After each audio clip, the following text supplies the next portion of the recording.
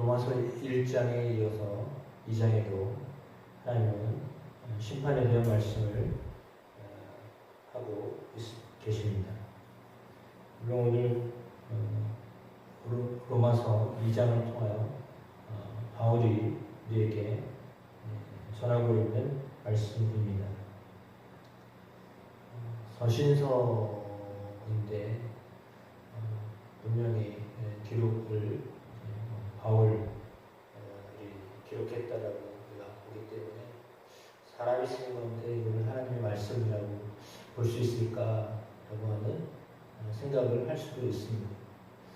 그러나 그럼에도 불구하고 바울이 로마교회에 보낸 서신을 통하여 하나님이 어떤 권면의 말씀과 또 깨닫게 하심이 있는가라고 하는 것을 생각하면 오늘 로마서 2장의 말씀은 심판에 대한 말씀을 하고 있습니다. 그 심판에 대한 말씀은 핵심적인 내용은 11절 말씀에 하나님께서 외모로 사람을 취하지 아니하신다 라고 했습니다.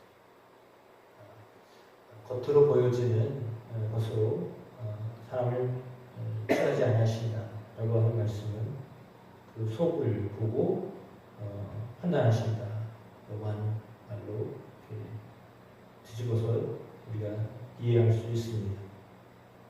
겉모습으로 판단하지 아니하시고 행동된 어떤 모습으로 보지 아니하시고 마음을 보신다라고 볼 수 있습니다. 그렇다면 하나님은 그 마음의 중심을 보시고 판단하시고 또 상을 주시거나 아니면 심판을 하시겠다라고 하는 말씀이죠.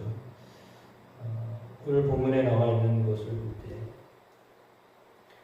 1절에 보니까 남을 판단하는 사람에 대하여서 말합니다.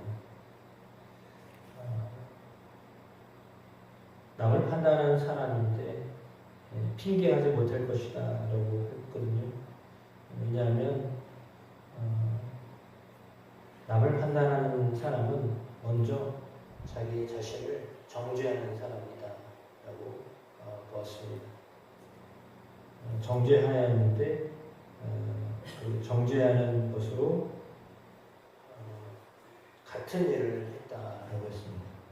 다른 사람을 판단하는 것은 스스로를 정죄하는 것이고 그리고 또한 그 같은 일을 행한다라고 하는 것을 말합니다.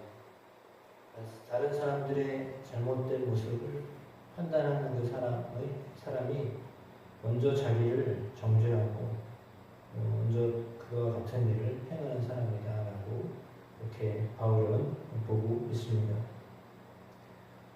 이런 일을 행하는 사람에게 하나님의 심판이 있다라고 하였습니다. 이런 일을 행하는 사람, 물론 오늘 본문에 1장에 나와 있는 말씀이겠죠. 1장 28절에서 31절에 나와 있는 말씀입니다. 마음에 하나님 두기를 싫어하는 사람, 그래서 하나님께서 그들의 상실한 마음을 그대로 내버려 두셔서 합당하지 못한 일을 행하는 사람이다 라고 했습니다.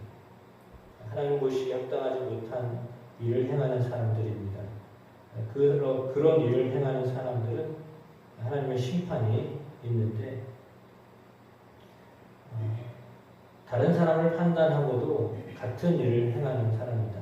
그래서 하나님의 심판을 피할 수 없다라고 했습니다.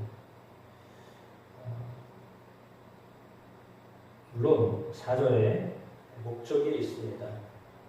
하나님의 인자하심이 너를 인도하여 회개하게 하심을 알지 못하여 그의 인자하심과 용납하심과 같이 길이 참으심이 풍성함을 멸시합니다 라고 했습니다.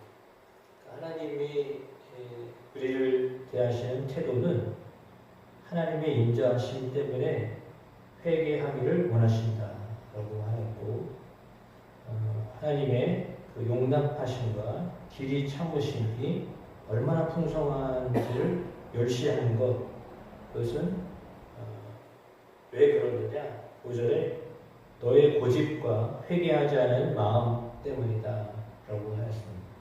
그러니까 하나님이 회개하여서 돌아서기를 원하시는데 우리의 마음 가운데 있는 고집과 회개하지 않는 마음 때문에 하나님의 의로우신 심판이 이제 진노로 임하게 될 것이다 라고 하였습니다. 물론 하나님은 각 사람에게 자신이 행한 대로 보응하시는 분이십니다. 그것이 이제 6절의 말씀이죠. 참으며 선을 행하는 사람, 그런 사람에게는 영광과 존귀와 썩지 아니함을 구하는 자인데 영생으로 그에게 보응하십니다.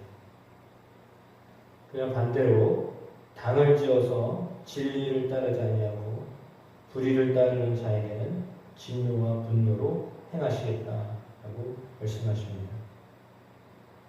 악을 행하는 사람에게는 곤고와 환난이 있다.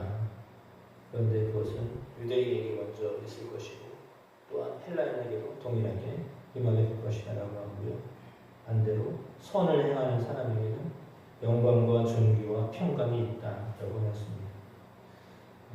그래서 7절과 10절에 나와 있는 말씀을 볼 때 선을 행하는 사람, 참고 선을 행하는 사람, 영광과 존귀와 썩지 아니함과 평강이 있다라고 하였습니다.